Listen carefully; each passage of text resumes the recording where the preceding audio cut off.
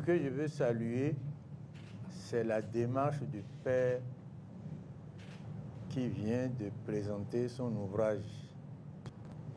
Donc, vient de présenter l'ouvrage. C'est ça que je veux saluer.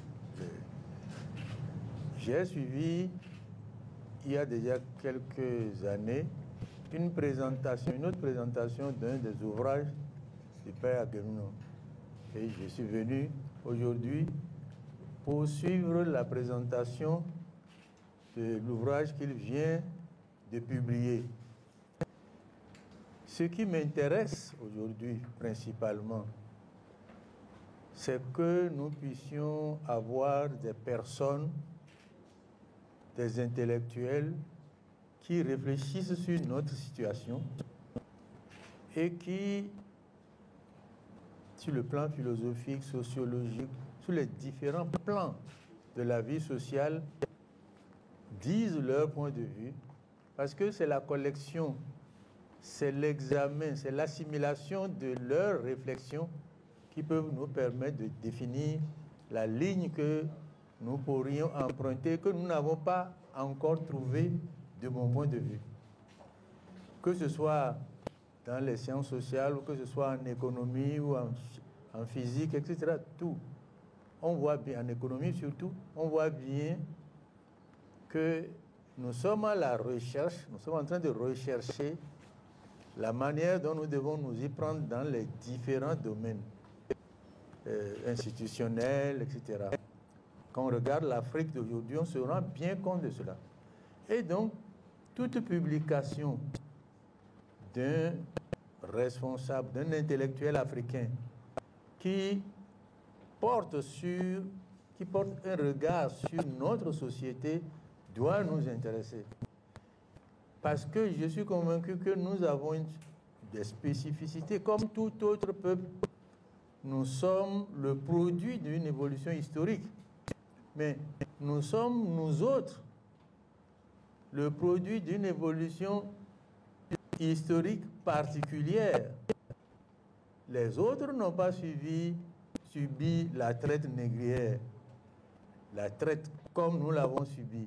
Ils n'ont pas subi la colonisation, ils n'ont pas subi les mêmes parcours que nous.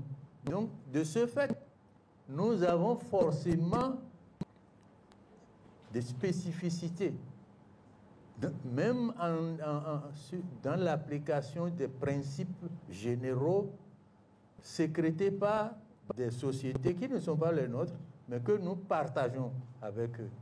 C'est pour cela que chaque fois qu'un intellectuel rédige et publie un ouvrage, je trouve cela intéressant pour l'Afrique d'aujourd'hui.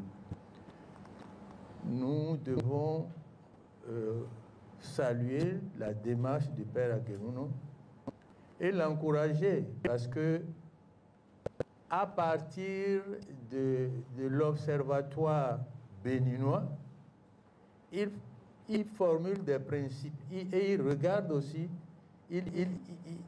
avec un regard critique, il formule un certain nombre d'idées que j'ai entendues tout à l'heure, des idées intéressantes, qu'il soit attaqué, qu'on le critique, enfin, ça c'est, si vous ne voulez pas ça, eh bien, restez chez vous.